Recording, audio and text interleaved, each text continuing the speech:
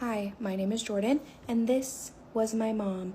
And I say was because she died 6 years ago today.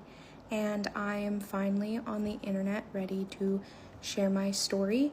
If you don't know who my mom is, you can go Google her, Michelle Hobson with an A, Machelle Hobson. I do want to trigger warn you before you look into who she was and who my family was. It does involve a lot of child abuse and really, really touchy subjects. So please be warned before that. But hundreds of people have shared my family story, and I'm ready to share my side of the story. I'm not here to tell anybody else's side of the story or any other victim's side of the story. I'm here to tell mine. And it's been a long time coming. I'm nervous. It feels weird talking to a camera, but it's my time to finally get out my truth. And yeah.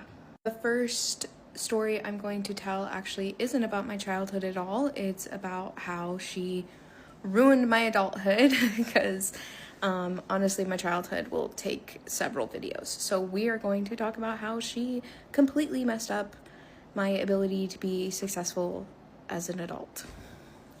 So let's take this back to when I was 17 years old. I got into a really big fight with my mom, and I decided I needed to leave, like officially leave. I thought I was going to be gone completely. I couldn't do it anymore. I had already gotten my GED. I had already done some college, and I needed to leave. I needed to get out of where it was. And if you Googled who she was, you can understand why I had to get out. And there was nothing I could do to save the kids while I was there. So I left thinking I'd never come back. And when I turned 18, my mom decided that she'd message me and try to get me to come back. She was probably struggling taking care of all the kids, and just as narcissists do, they convince you of things, and I was easily manipulated by her. So I went back when I turned 18, and at the time she had convinced me to get my respite license and become a respite provider and do all of the stuff, including like respite for special needs kids, all of that. And somehow in that mix, I agreed, and I decided to get my respite license, which this is really important for later on in the story, I promise you. And sorry, I need to calm down. But so quickly after I got all my respite licensing and everything like that, me and her got into another huge fight. It was just massive. I couldn't tell you what about. A lot of our fights were over stuff. Fights should not have been over, but she was that way. She would yell at you for even looking at her wrong. And this fight got so bad that I just decided like I could no longer do this anymore. If I was going to leave, I needed to leave for good. And so when I was 18, I left, and I told myself like I'd never, ever, I'd do everything I can to get those kids out, but I will never go back. And so I went on with my life, and I got a job, got an apartment, but finances were still a little slim as somebody who's doing it on their own at 19. And I decided, oh, everybody else is getting credit cards, people are getting out loans. I want to do that. I've never done that. I was never really taught what credit was. I paid it no mind, but as a 19-year-old, I thought, let me go apply for a credit card. So I went to apply, denied. Okay, maybe it's because I've never had a credit card before, and I just kept getting denied, and it was too many. The denial reason was too many delinquent accounts, and that didn't make any sense to me. So I looked into my credit and found out that I had seven opened credit cards in my name, equaling about like $10,000. And some of them had been closed out already. Some of them were like no longer funded, and some of them were open and had money in them and whatnot. So I tried to report these things for fraud. But when I went to go report them, they came back as saying, no, that was me. I went to the police, and they were like, no, that's you. You're falsifying a false report, a false claim. And I almost got in trouble for trying to report it. It didn't make any sense to me. I didn't understand. I was 19 and just like wanted nothing to do with my mom anymore. And I was honestly too scared to like actively try to press charges on her because she had scared me at that point. She terrified me, and I knew she could do stuff like this and ruin my life like that in just a snap of her fingers. So I just let it go and was like, I guess I'll fix my credit. I got out a very high interest loan, which I ended up not being able to pay back, which ended up being a snowball for my credit, and my credit has never ever been good. And that leads me to the next thing that she did. Not only did she take out 7 credit cards in my name, not pay them back, completely ruin my credit by the time I was 19 years old. When I turned 21 years old, I was in my, party era. I was being stupid. I met my daughter's dad and got pregnant with our first baby. And I didn't have health insurance. I was working, but again, 19 and stupid, I didn't get health insurance at my job, and there was no open enrollment. I didn't know anything about it, so somebody told me to go get access. So I did as anybody who's pregnant and needs health insurance. I went to the DES office to get access, right? Right. You would think it's that easy. So I go into the DES office and letting them know what's going on. They're doing, if you never filled out for access or government assistance, they ask you about 1 million questions, and they do what's called an interview, and that's where they ask you those 1 million questions. So they sat me down, and we get to the income part, and their machine blips up something, and they go, well, we show you here making $68,000 a year. And I'm like, $68,000 a year? Like, I was making maybe like $38,000 a year back then, okay? I thought $11 an hour was like baller money back then. So there was no way I was making $68,000 a year. So I'm like, no, you have to have something wrong. And she turns the computer monitor around to look at me, and it shows that I make $68,000 a year. Have you guessed it? Doing respite for Michelle Hobson. It even said her name on it. And my flabbers were gasted. Like, excuse me? I didn't even know what to say to the lady. I started crying, and I was like, I tried to explain the situation, but she just looked at me like, yikes. So I didn't have health insurance. I couldn't get health insurance. 21, pregnant.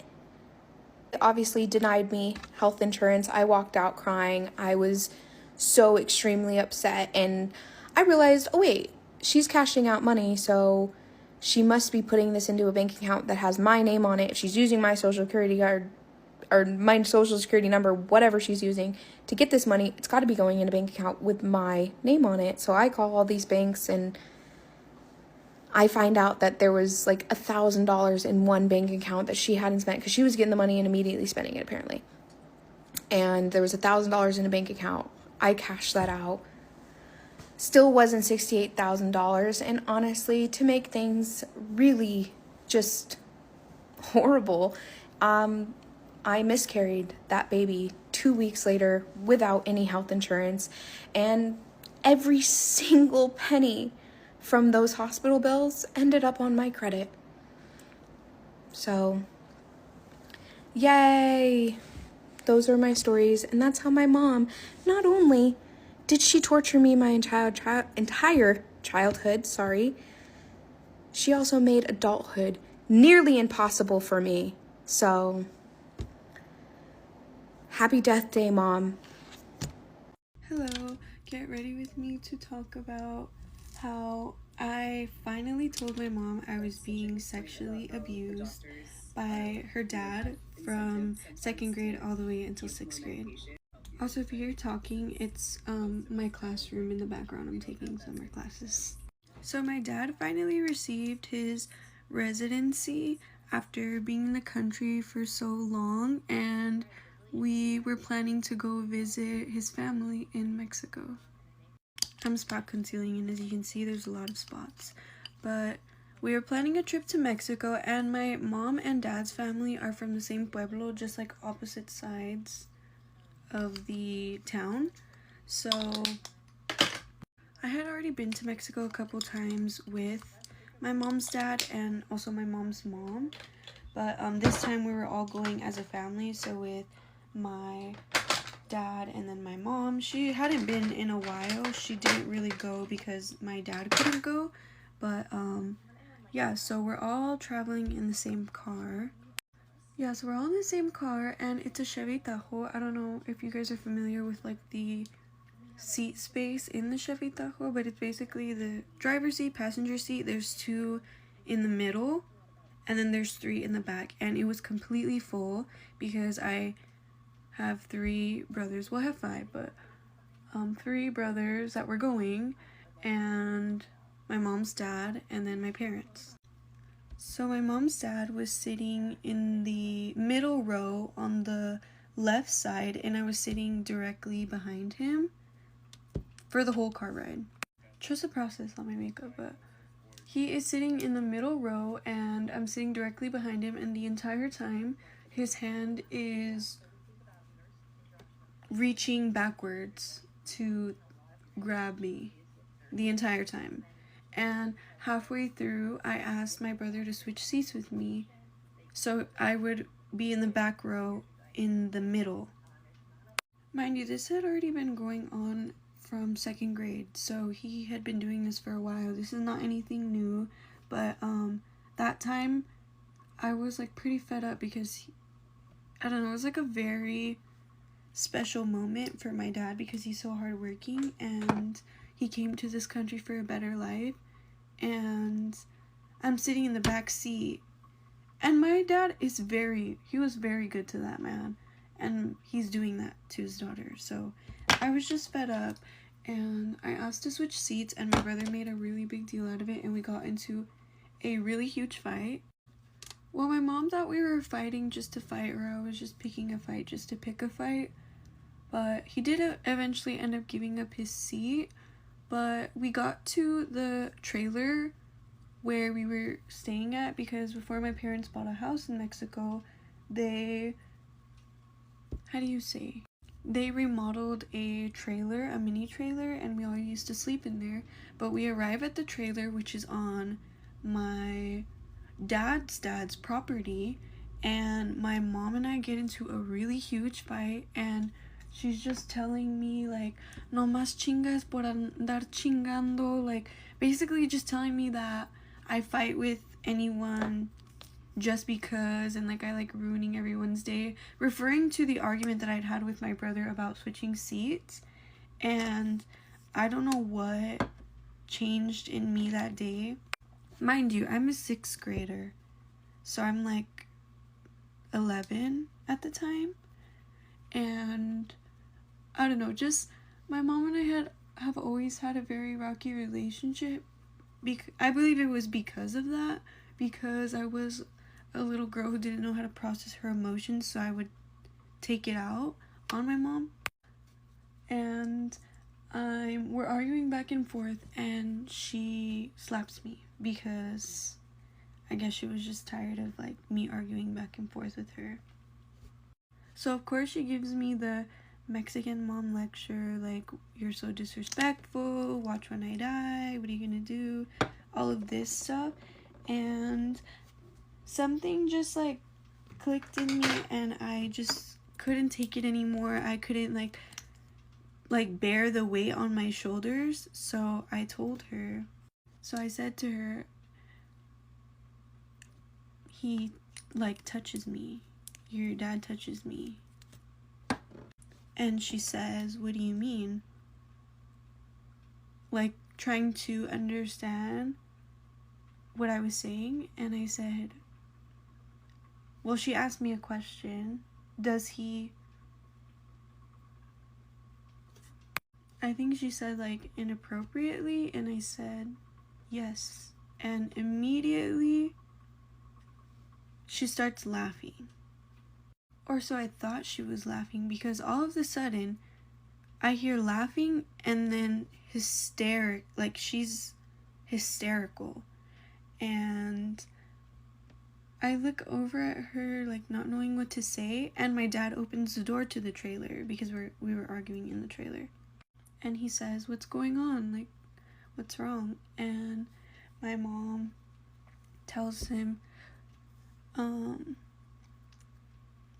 Your daughter tells me that my dad le está molestando. And he says, ¿Cómo? But you could see like the immediate shock on his face. Mind you, my mom's still hysterical. She's like hyperventilating, like not knowing what to say. And I forgot to mention, but before we got to the trailer, we dropped off my mom's dad at my grandma's family's house, which is like really complicated. I just don't really want to call him my grandpa, so. But we had dropped him off there, and then my mom and I got into the argument. And so after my dad comes in and interrupts our argument and my mom tells him, we go to where my mom's dad is staying at, which, like I said, my parents are from the same pueblo, but just like on opposite sides of the town. So we drive over to where he is, and my mom is still very hysterical, and she tells my grandma's sister, that's her property. So my grandma's sister lives there and my grandma's brother lives there. My grandma's brother was not there, but my grandma's sister sees my mom hysterical and asks her what's going on, pulls her to the side, and immediately you can see my mom's dad's like demeanor change. Like he knew something was going on. He knew that I had said something. Mind you, this man was very good at grooming me. He was missing a leg, he was blind in one eye, and he would tell me all the time, like, your parents are gonna get so upset at you if you tell them this, and I'm gonna go to jail and I'm gonna die. So it took a lot for me to say something, but yeah, so my mom tells my grandma's sister what's going on, and they go over to, my dad goes over to my mom's dad and says that this is what's going on, like, we're gonna head back to the States, but here's money for a bus ticket for him to get back. And he takes the money, he takes his bags, and he just walks off. Mind you, this man has one leg, and he had a prosthetic, but he has one leg and he is blind in one eye, so he just walks off into nowhere. So once we reach the States, I believe my grandma didn't go with us this time, but once we reach the States, we tell my grandma, we tell the rest of his children, so my tias and tios, and we go to the police station here in my town, and they contact the police department in Mexico, and they tell them to find him to see, so he can come back here and, you know, we can press charges. So they find him a couple of days later, and he's in the barn, just like rotting away, I guess. I'm not really sure how to put that. So they find him a couple of days later, and he's in like a random shack with like no food, no water. He hadn't moved in days, they said. And they bring him back here and they question him, and he basically just confesses right off the bat to everything, like, yes, I did it. And yeah, that's honestly the process after like going and reporting it and having the talk to detectives and stuff like that was awful, but that's my story. Story time, and stick around because it's pretty creepy and you're gonna want to hear. So alright, so Saturday, my Mimi and Isla left for the lake, so I was home alone, and I left around like 3 o'clock to go watch football and watch the Georgia game, and I got home around 11:45 maybe, and when I got home I got Saint and I was feeding Saint, and I was in the kitchen when he was eating, and I'm standing there and I hear an interior door slam shut. So I was like, I literally froze. I was like, So I'm creeping through the house, like they're not gonna hear me or see me. And I was like, you know what? It's probably just the AC that slammed the door shut, talked myself out of it, whatever. So then I go to the door that goes down to the basement, and before I left, I put up our little door stopper. It's like a pole thing. Well, when I went over there, it was laying down on the ground, so it wasn't up anymore. So I'm still kind of like talking myself out of it because, you know, what, if they can't see you, or if you can't see them, they can't see you, whatever. So my bedroom is on the 3rd floor. So I go up to my bedroom, and like maybe 2 minutes later, I hear something fall downstairs, like hard, like something big slam down. And I was like, yeah, okay, that wasn't the AC that slammed the door. So I literally was like, okay, what do I do? Went, locked my door, and I called 911. So I call 911, and they answer, and I'm on the phone with them. I'm like, hey, and I'm like whispering, and they're like, what's the address, whatever. I told them the address, and I'm like whispering to them, and I'm like, I think somebody's in my house. I think somebody broke in my house. So she was like, okay, well, do whatever you think you need to do to stay safe. So I, like all people do, because no one's gonna look here, right, went into my bathroom and locked that door. Well, was in my car, so I was like screwed. So I locked my bathroom door. I'm in there with my puppy, and I'm like shh, trying to keep him quiet. I'm still on the phone with the lady, and I'm looking around. I'm like, okay, and my hair crimper is on my bathroom sink, like vanity. And so I was like, all right, somebody walks in here, I am whacking them with this hair crimper, is what I have in mind. So I'm just sitting there, and the lady is like, okay, the police is on the way.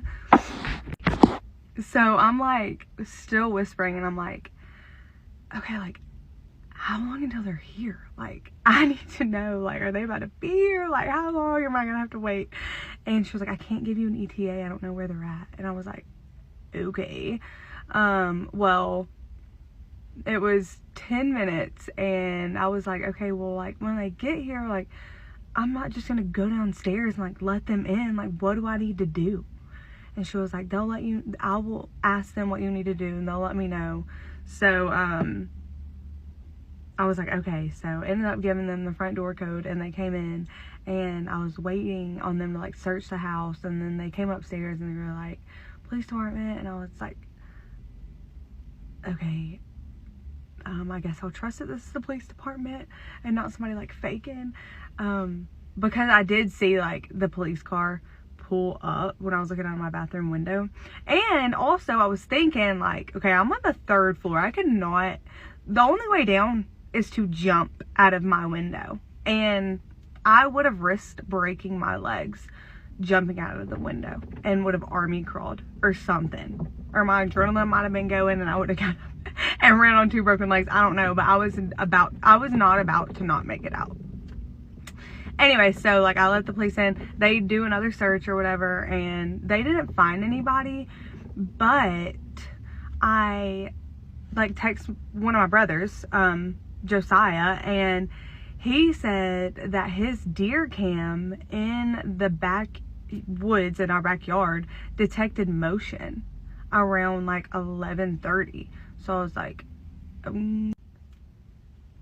and we also have cameras around our house, and so my Mimi is supposed to be checking those to see, because also in her bedroom she has a door that goes to the back porch that we never use. Like she doesn't ever go out that way to go onto the back porch. Like that thing is always locked. When she checked it, it was unlocked. When she told me it was unlocked, I was like, because Saint, the puppy, was in her bathroom because she has a big bathroom. And when I'm gone for on hours, I put him in there with his water and pee pads and stuff like that. And so I had to go in there to get him out of the bathroom. So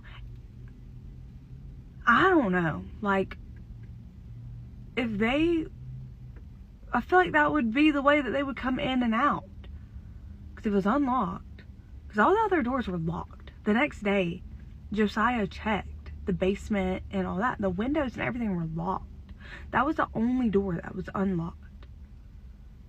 So I don't know, but I'm just glad I'm here.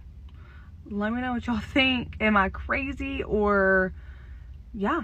All right, peace, love y'all. Going to the gym. I forgot to mention that I told the police, I was like, I trust y'all search, but I'm gonna head out with y'all because I'm not staying here alone. Me a ghost story that sounds completely unbelievable but is entirely true. I had debated for a long time on if I even wanted to tell this story because, quite frankly, every time I tell it, it just creeps me out all over again. So I kind of tried to just not think about it. But a few years ago, our family experienced one of the scariest things I've ever experienced in my nearly 37 years of life.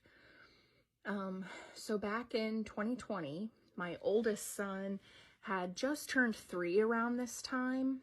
And up until this point, he had been an amazing sleeper. He was the type of kid who you could say, okay, Lawson, it's bedtime. And he'd take himself to his room. He'd soothe himself to sleep. He was a great sleeper. He slept all through the night. And I guess kind of to backtrack, it's maybe mildly important. I don't know how big of a role this doll really plays into the story or if she's just a coincidence, but I had received a doll from an aunt that had been passed down in my family. Originally, it belonged to my great-great-grandmother and kind of cycled through every girl in our family. Everybody hates this doll. It's also important to note. Everybody always claimed that this doll is haunted. I didn't know how much I really believed that. Yes, it's creepy because it's an old creepy doll. And I'll see if I can find a picture of it and post it at the end of this video. But when it ended up with us, my oldest son did love this doll, played with it all the time, talked to it all the time.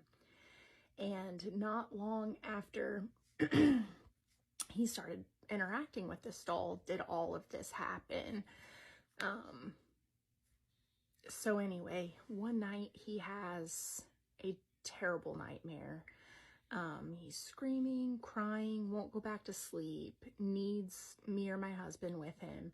So I go to him, I lay down with him in his room, and I'm like, it's okay, buddy, you know, I'm here, I'm gonna lay with you, I'll be with you tonight, you don't have to be scared.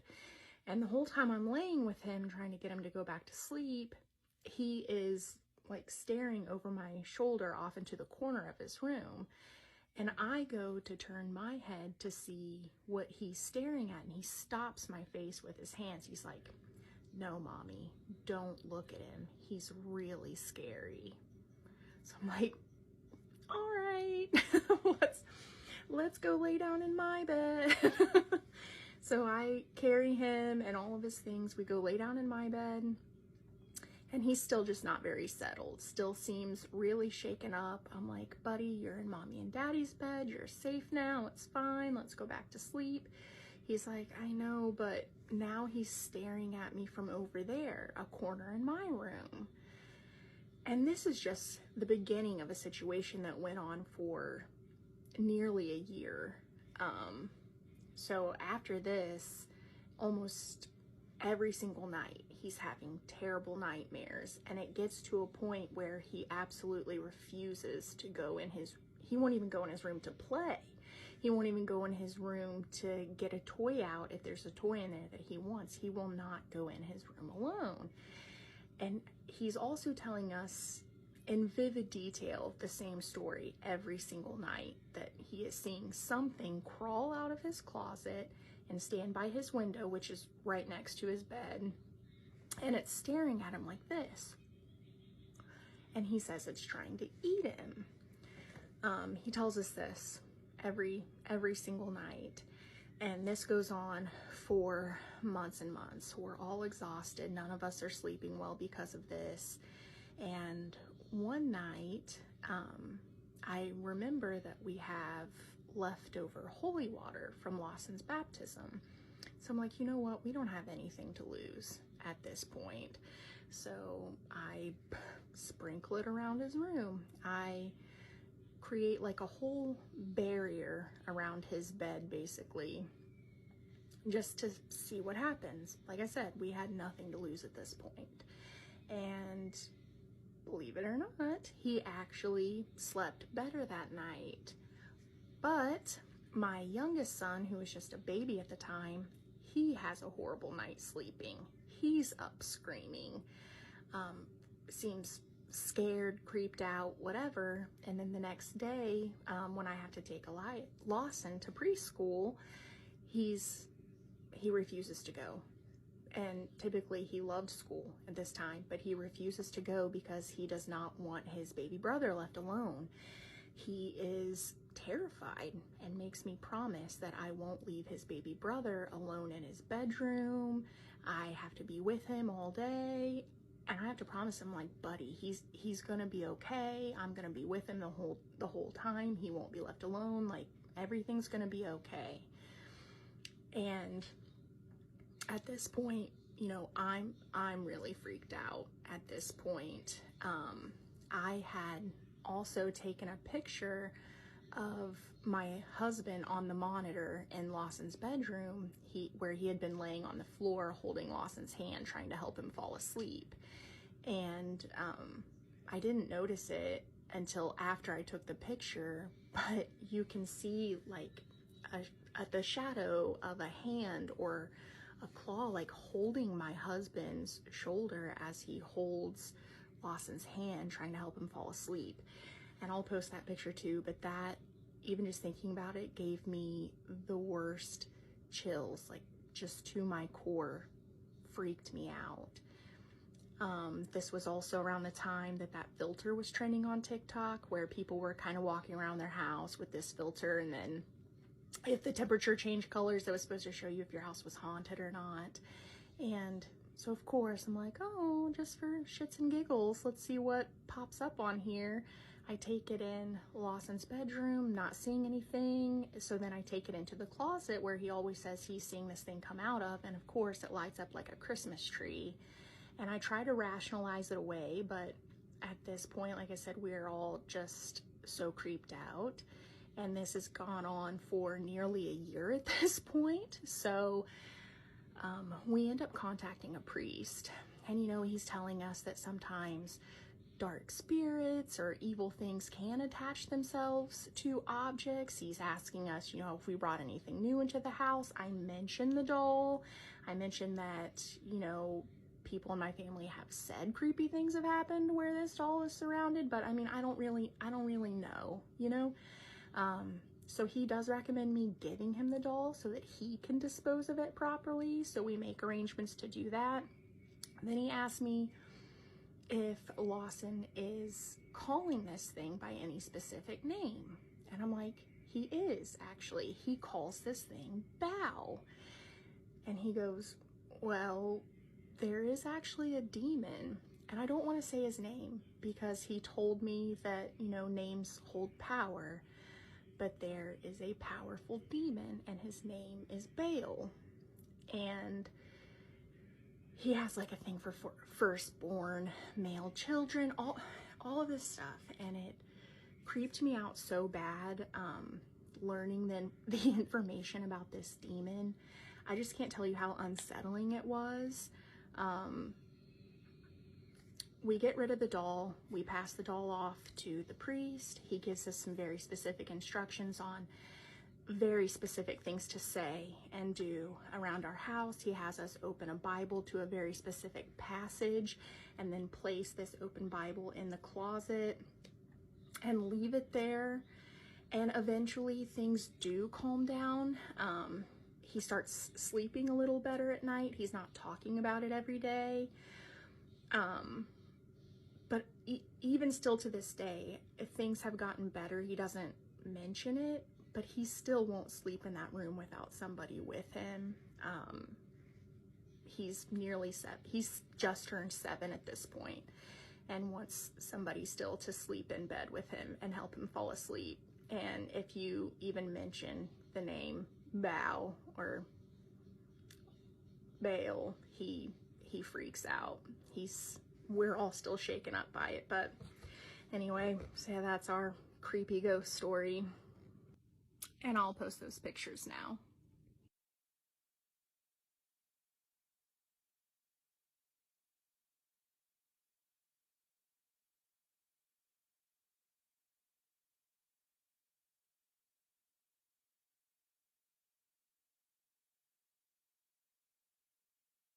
Craziest story time ever. I have no proof right now, but I'm 95% sure that I have a stalker. Part of me thinks that this is all a mistake and that it's not real, but deep down I have a gut feeling that this is not a mistake. There's too many coincidences.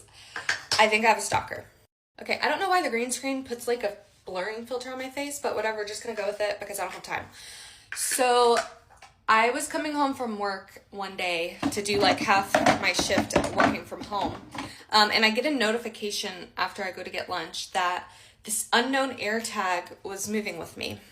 It's not mine. It started moving with me. Literally, this is like on the dot when I left for work. And I don't want to show the name of my apartment complex, but all these like red dots where it tracks it, the map overlay was moving, but this little bubble was always on my car when I ran down to like follow to see where it was, to see where it actually was. This stayed on my car even though like the map was moving around it. It was really weird. So I get the notification that the AirTag is moving with me. I freak the fuck out. The first thing I do is I call like all the exes and I say, hey, is this you? Like, let me know if this is you, because if it's not, then I have to call the police. And if it is you, like, just tell me. I was bluffing. I was like, just tell me and we can work it out. So that way you don't get in trouble, but I'm going to call the police because I'm so scared. And vehemently denied it, and I can tell that they weren't lying. So my next step is to have a friend who is a man look for the tracker on my car and couldn't find anything. Drove my car around while I stayed home, and although like the dot disappeared for a little bit, when he came back, like the map showed his route essentially. So I was like, okay, this is definitely on my car. The fuck? Excuse me, sir, I'm talking about a stalker. You can't scare the shit out of me. Basically, we looked at it ourselves. Okay, the dot is moving with my car and I didn't put it there. I've never owned an AirTag. I have owned tracking devices before, but I could see those being tracked separately and they were not AirTags. They were something different.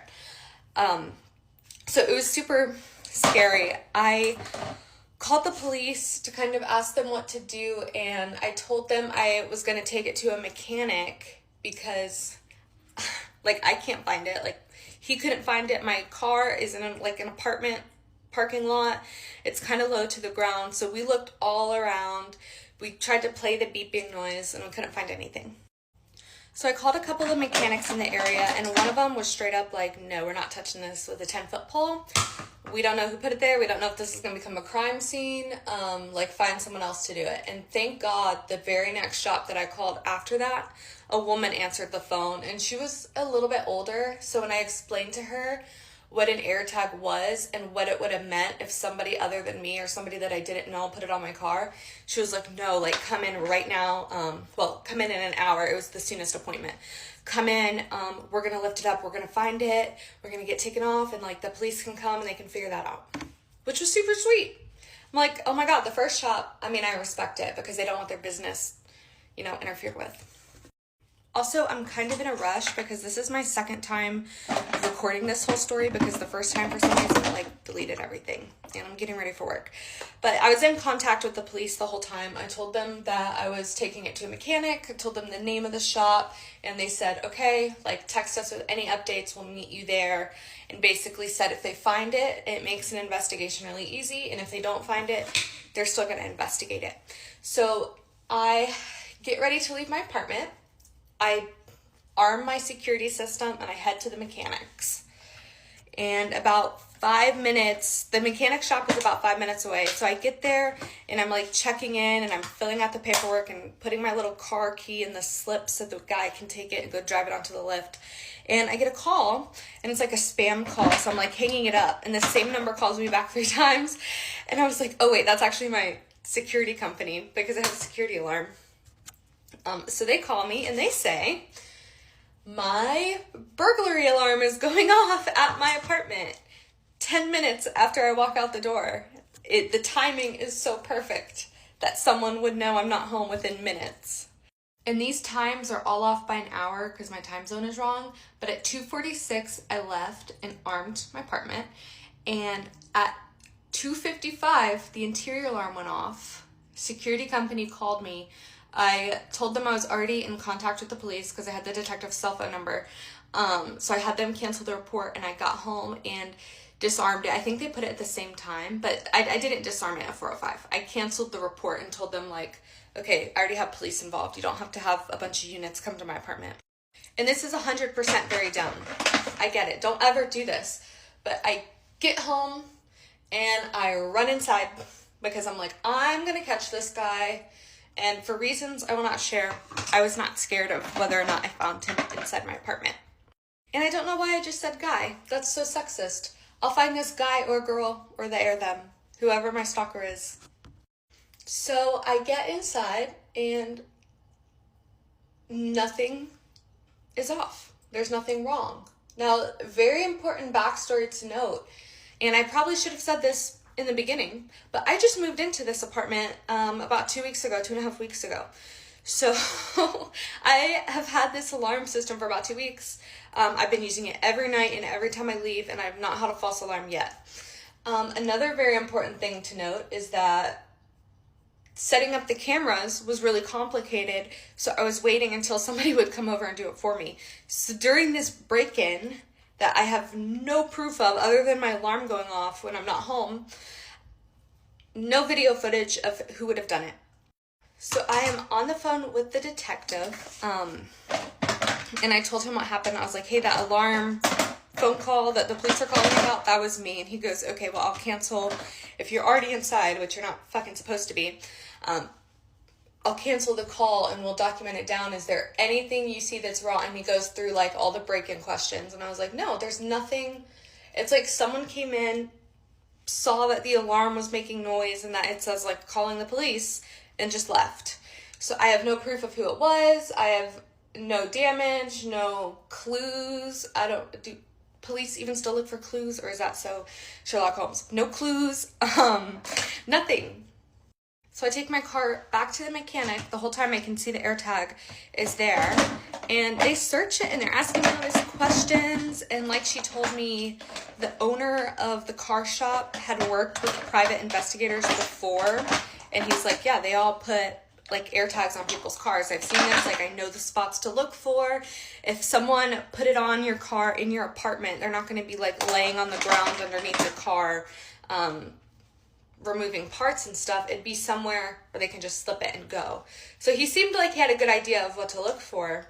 And the whole shop they had 4 different guys looking at it up on a lift, down on the ground, just trying to imagine where it would be.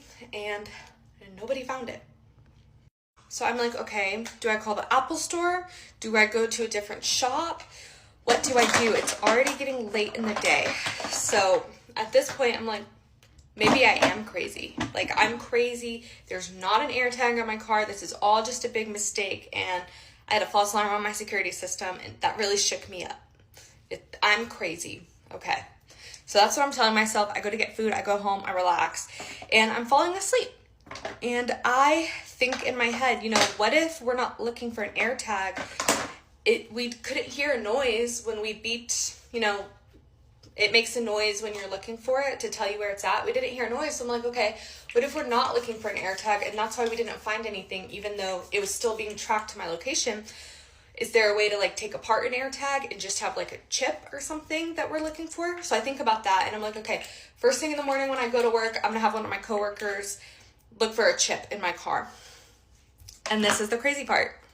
The filter is back on, I don't know. But I went to bed that night and I'm like thinking as I fall asleep. So when I wake up in the morning, I'm gonna go look for something that's not an AirTag. It disappeared and I cannot find it. In the middle of the night, it disappeared, totally gone. So right now I have no proof that I have a stalker. I have nothing that leans towards me having a stalker except an AirTag that was there for a few hours and my alarm going off. But for some reason, like I feel like my gut feeling is telling me that it's not a mistake. I don't know. What do you guys think? Okay, so y'all wanted the story about Aiden's girlfriend. So they had been together for about a year, and this was Aiden's first real girlfriend. He had went on a few dates, but this was the first real one. They had started living together last year at her mom's house. And just to give you guys a little idea, perspective on how this girl is, this was her second boyfriend that lived with her. And Aiden really cared about her. He did. So he got her a promise ring sometime last year with the intention of proposing to her eventually. And then he got sick. So the weekend that they had planned to go to Gatlinburg, that's when he ended up in the ER. And she stayed by his side the entire time. That whole week we were at the local hospital. She would leave to go to class. She's in school to be a nurse. She would leave to go to class and come right back. She stayed the nights. She was just always there with him. And that was sweet. It was. So get to the day that we are transferring up to Vanderbilt. He was taken by ambulance, and so she decided that she would ride up with me. My family and her came up that day. We got him checked in. Everything was good. And she informed us that there wasn't going to be a way that she could get there and back and still go to school too. So she would not be staying at Vanderbilt with him, that she'd come up on the weekends. So she left with my family that day. Well, that entire week, our first week at Vanderbilt, I had told you guys that he was super sick. They had started the immunotherapy. They had started his chemotherapy, just trying to get him stable and somewhat feeling better.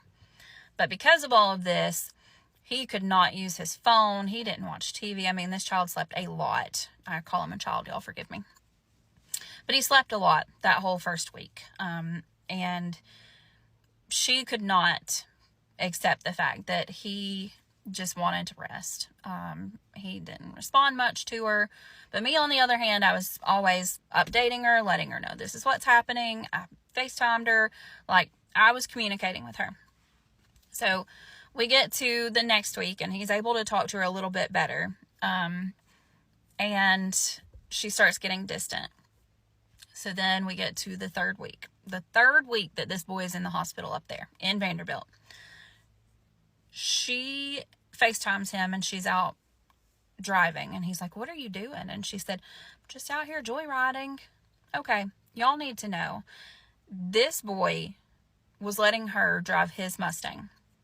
He had several vehicles.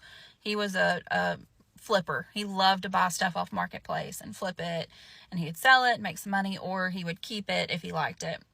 But he also has had a truck that he had a loan on. It was a newer truck he got from the dealership he worked at. He worked at Ford as a mechanic. And he had been letting her drive this car because that's all she had. And he had to teach her how to drive it, and she wasn't that great because it was a 5-speed.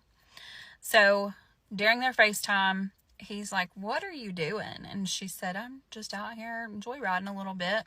He said, "No, you need to take that back. You're not on my insurance. I'm not with you. You need to just go ahead and take it back and park it." So apparently that burned her. She started completely ignoring him. He would text her. She wouldn't text back. it came to the point where she completely ghosted him, blocked him, would not speak to him. So I tried to reach out to her. She blocked me.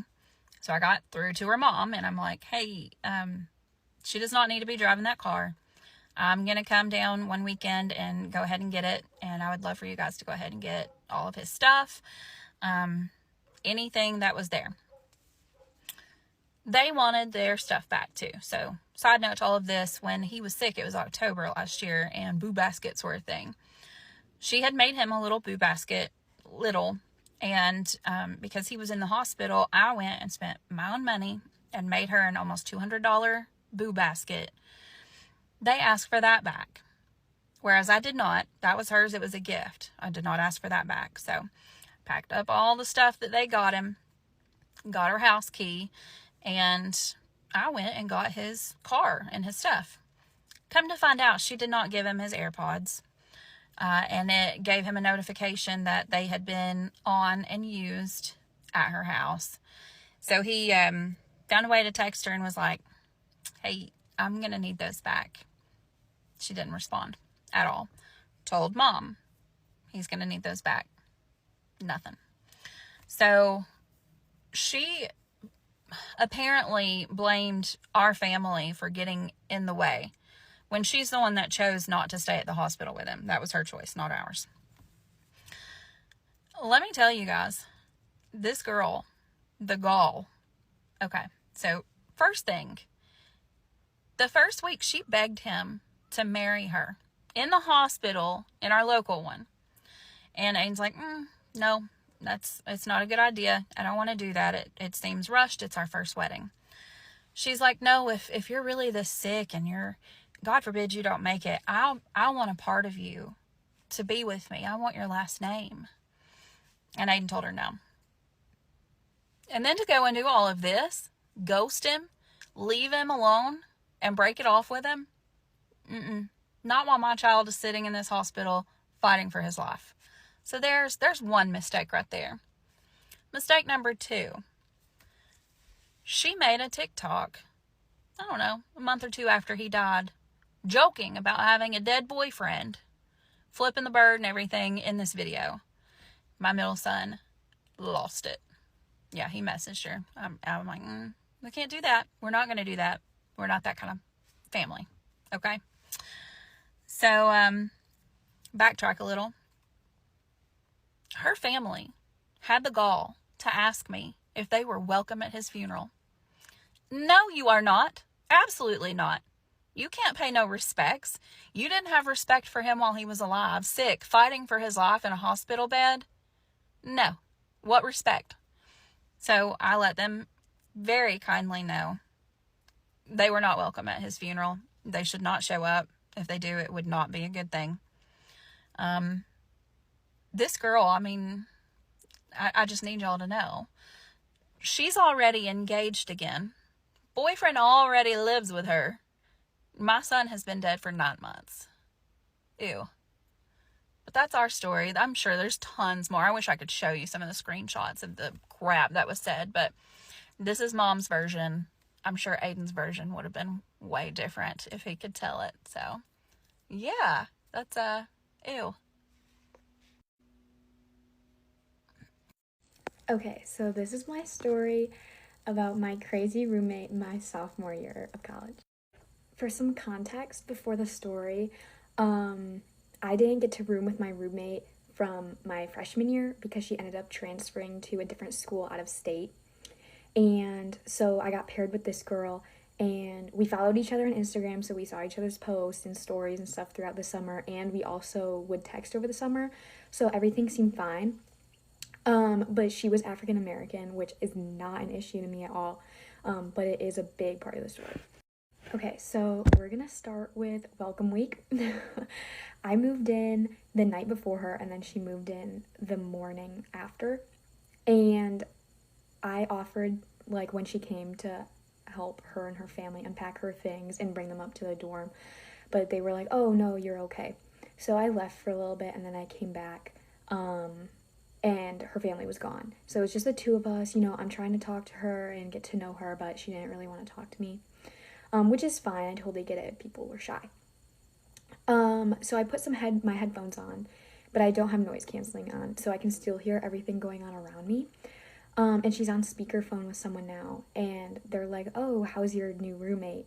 And she goes, "Oh, she's white." Girl, you knew I was white. Like, what? So that comment was kind of weird, but I just let it go. And then we're gonna fast forward. I think a night or two after that, I go out with a friend, and we're out for like a long time. We're with a big group, and I come back at around 2 a.m. And so I get ready for bed and all this stuff, and once I get in my loft, I notice that she's not alone in bed. But I just kind of like let it go. I probably shouldn't have though. So I actually have notes about literally everything that happened during this time because it gets crazy. So when I wake up in the morning, her and this guy are gone. But I noticed there's a really big gray stain on the rug that I brought. It was on her side, so I was like, whatever, but it was really gross. Yeah. Anyways, throughout the next like week or so, I'm noticing that this guy is around a lot more than I thought he would be. So I am going to bed at night, and she's still awake when I go to bed. But it's towards like 11, 12 o'clock, so like somewhat late. But when I wake up in the morning, she isn't there, but the guy is. I was waking up for a week straight to this random man watching me sleep every night. It was terrifying, and I was really confused on how he was getting in there. So my guess was she would leave during the night, leave the door unlocked for him to come in, and he would stay there, basically, while I was asleep. And he obviously wasn't sleeping a lot, because when I'd wake up, there'd be food scattered everywhere, there'd be clothes scattered everywhere. Like, it was very evident that someone was doing something, someone was like living in this space. This was obviously very unusual, and most of the time I was kind of creeped out because I'd wake up and he'd just be sitting there staring at me. And I'm like, but he wouldn't say anything to me. This man never said a word to me. He'd just stare. So I felt like I couldn't really do much in my room because he'd just watch me, I guess. But it's about to get really crazy. She wouldn't tell me this directly. I heard it over a phone call because all of them were over speakerphone all the time. But turns out the gray stain was actually from when while I was out with my friends. So that night that I came back and he was in the room, it happened a few hours before I came back. And she just wasn't going to tell me, and she didn't want to tell him no when he asked to come over. So she'd leave the door unlocked and leave because she was scared of him, but she wouldn't tell me. She'd just let him stay there. I'm now scared out of my mind all the time. So she tells me once I confront her about it, about everything that I heard, like I had to make sure she was okay and stuff. She eventually tells me that now he's stalking her, and that he is just like waiting for her outside of like the building and stalking her social media. So I'm thinking like, oh my gosh, I live with you. You know, if he's watching you here, I'm also here. She had no sense of urgency about this whatsoever, which was really concerning to me, especially since she didn't really want to keep me in the loop about anything, and I was only learning information through phone calls. This guy obviously isn't around anymore. I never knew his name, but she's terrified of him, but she's still having random men she's meeting online or through mutual friends over every single night.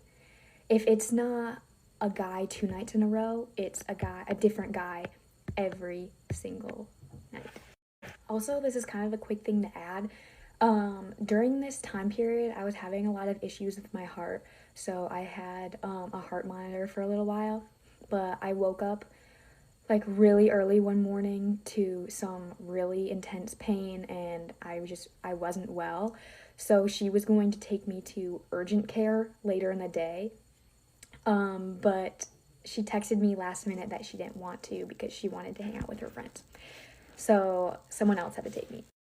Anyways, it's October now, and things just aren't going well. It's just men constantly there. They'll never talk to me. They're just kind of like lurking.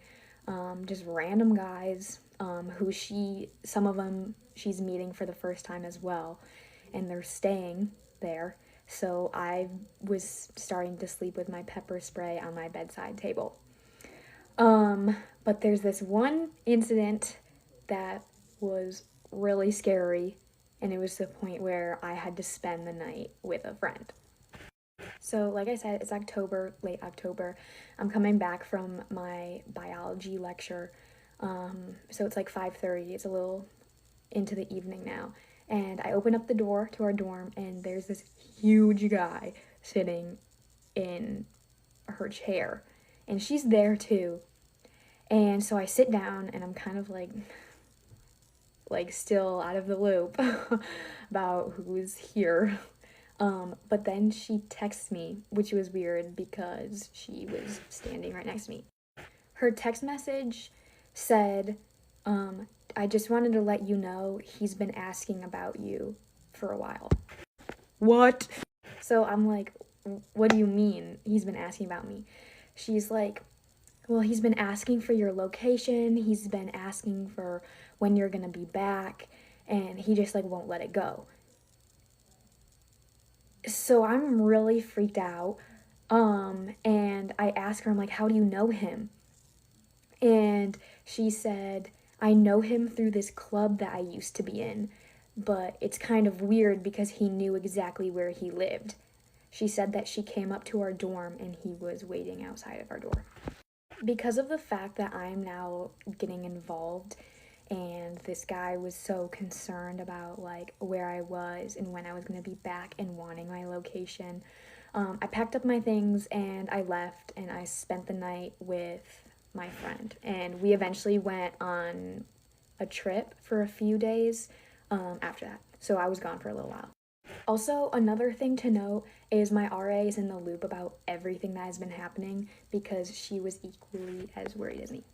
While I'm away on my trip with my friend, she texts me and she says, hey, I just want to let you know that I'm going to have a few people stay the weekend here.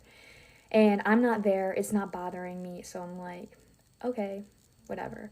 But actually I should have been worried.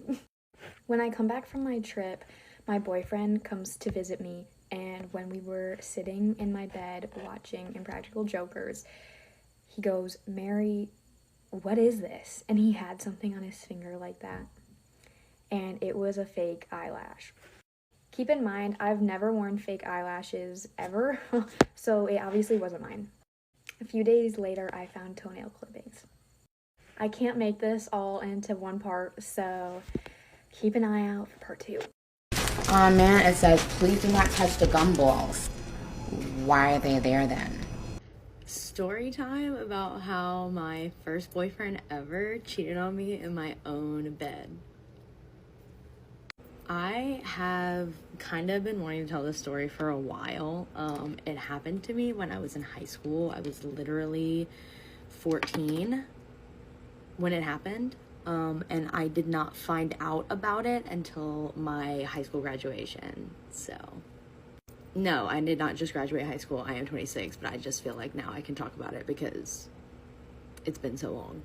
So I have been also trying to decide if I want to keep names out of this story.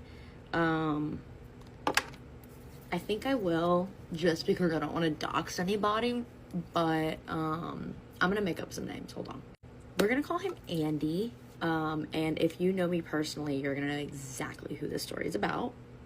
So I was like 14 whenever I met this person. It was the summer right before my freshman year of high school that I met him, And we just kind of started dating after that, and it got pretty serious. I would consider him my first like real boyfriend.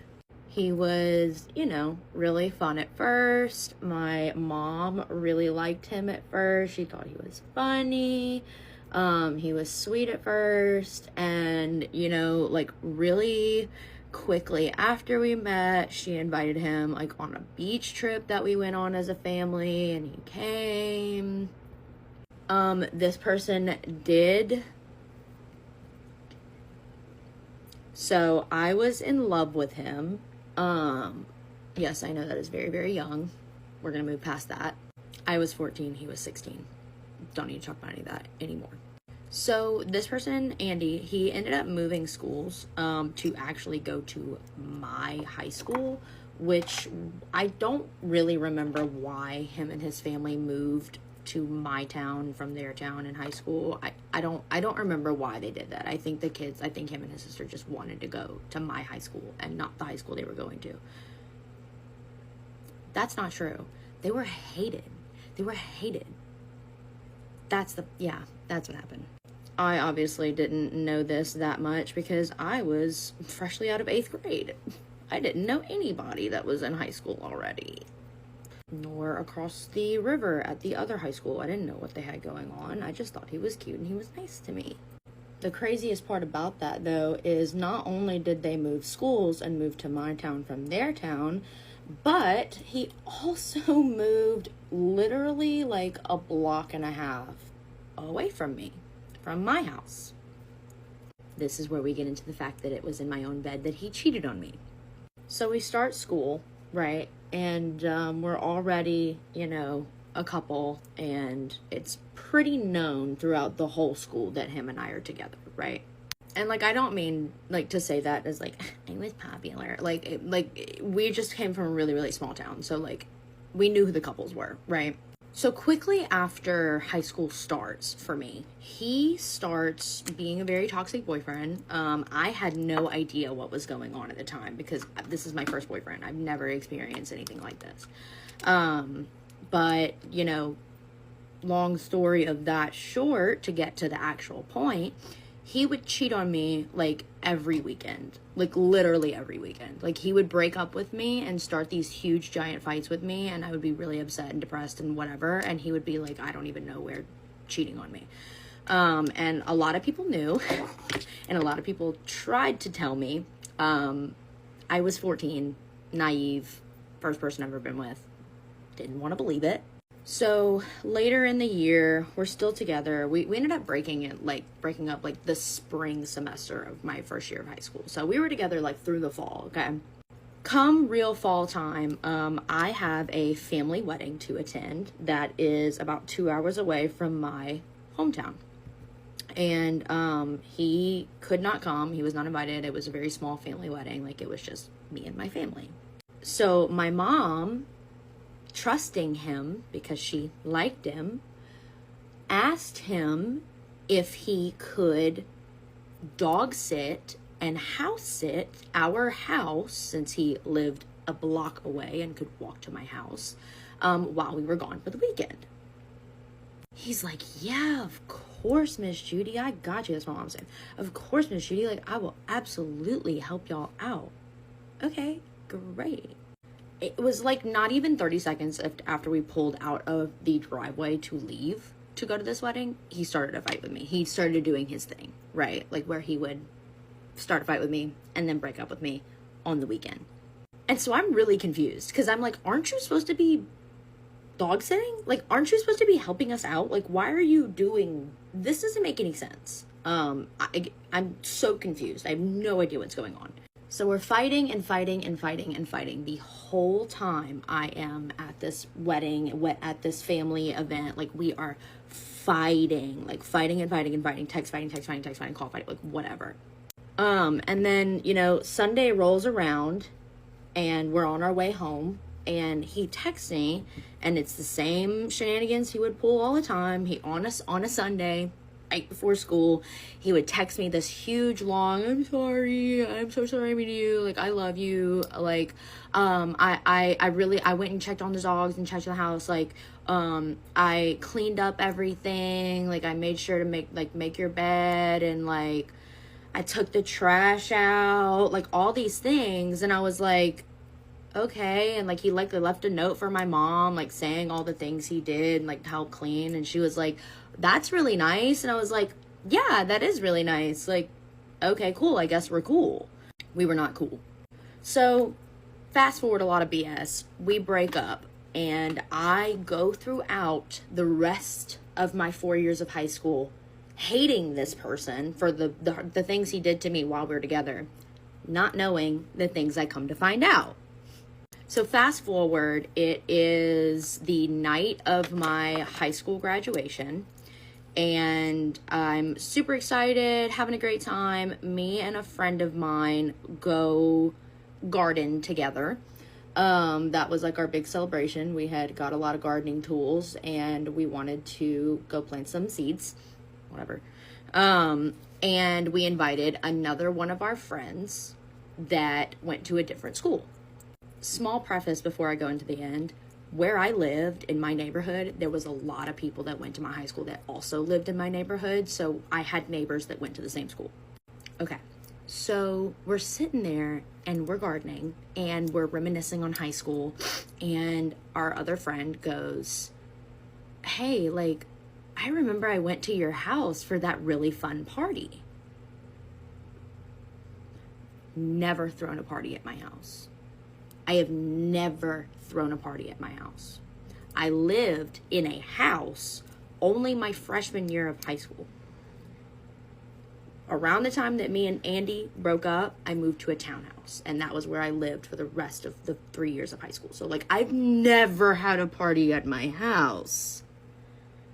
And he goes, no, like, I was at your house. Like, I've seen pictures of you and your family, like, on the walls. It's the house that was across the street from da-da-da-da-da's house. And so I started describing the inside of this house to this person. He goes, yeah, I've been there. I've been to a party at your house. And he goes, you weren't there. You were not there. He also says, you were not in that bedroom with Andy. That was Jill. We'll call her Jill. And I'm like, you know what? I've heard that story before, and I never, ever believed it, because how could somebody do that? But at that moment, I got clear proof that the only reason he made my bed was because he fucked Jill in it.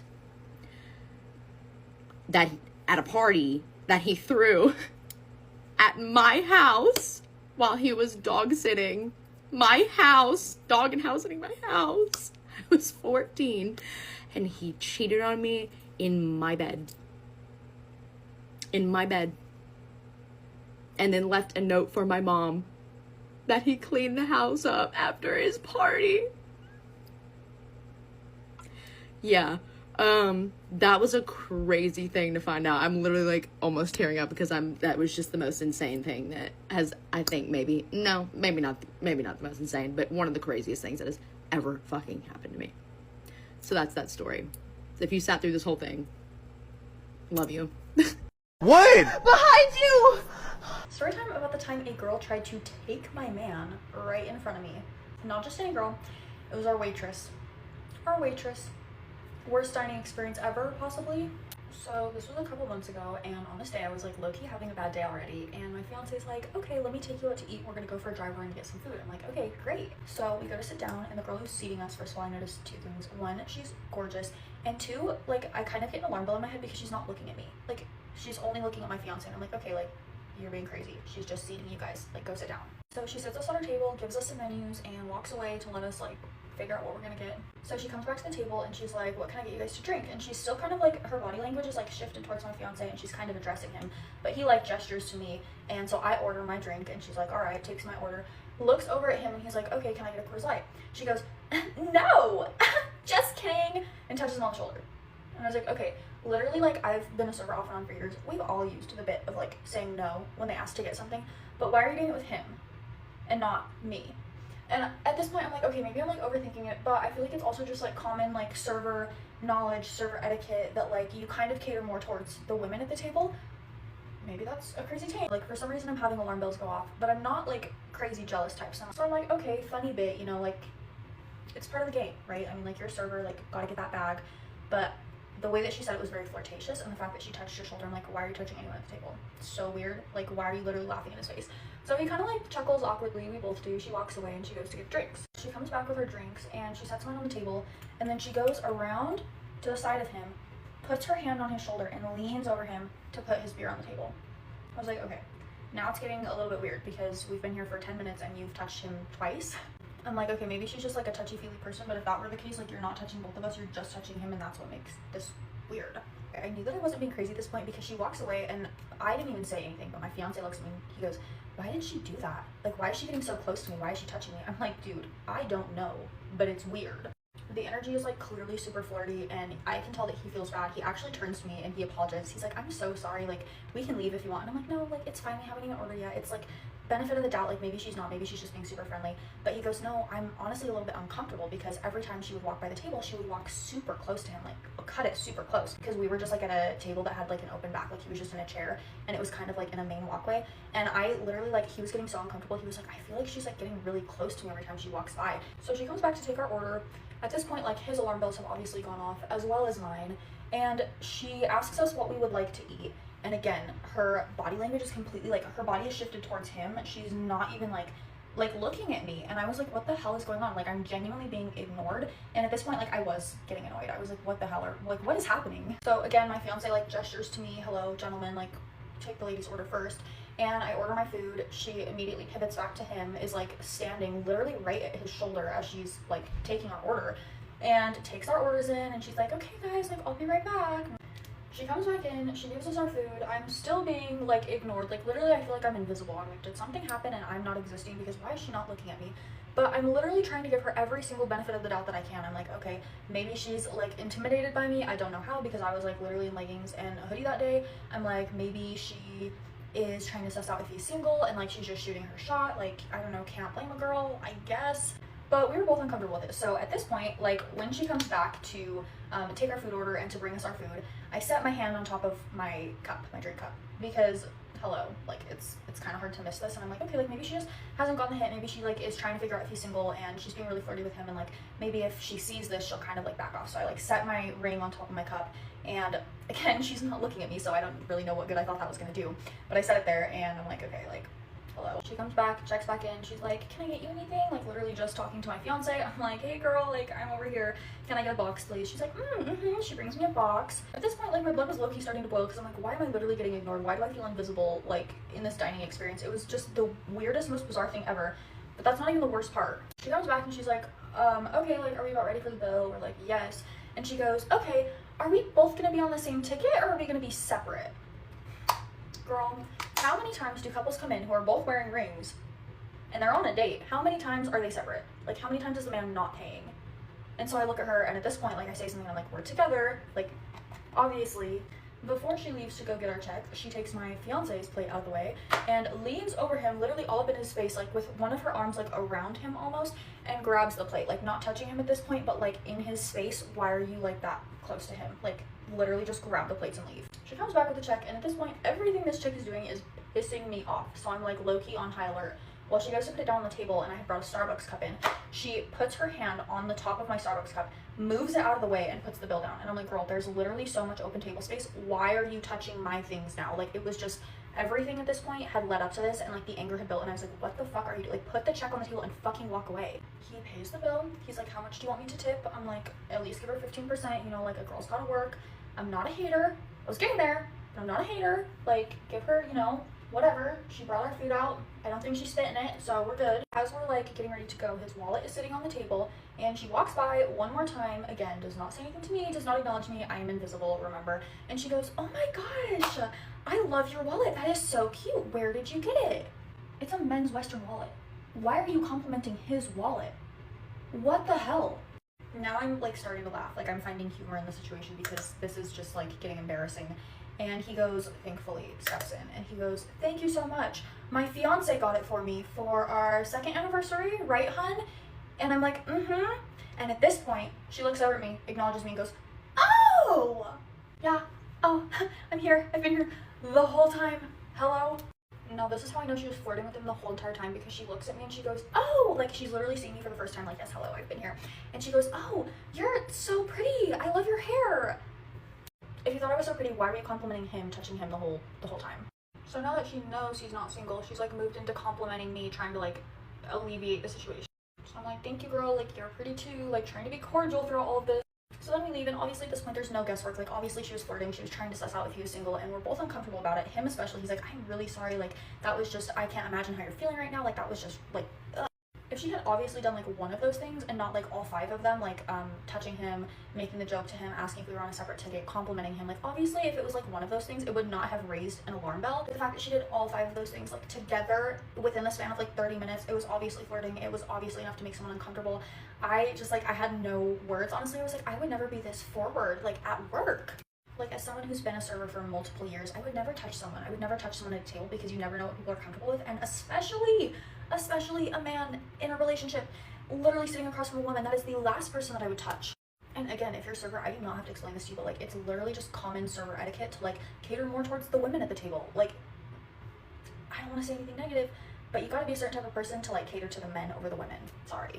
So anyway, just a weird and uncomfortable situation overall. Also, still not understanding the need to compliment a men's leather Western wallet. Like, I don't know what that was about. Like, literally, if she would have been like, "Oh my gosh, I love your wallet," like, my boyfriend would like something similar. It would have made the whole situation, like, neutralized the whole situation, but she did not. So anyway, that is the story time of how a girl tried to take my man right in front of me, and I sat through it. Thank you so much for watching. Bye!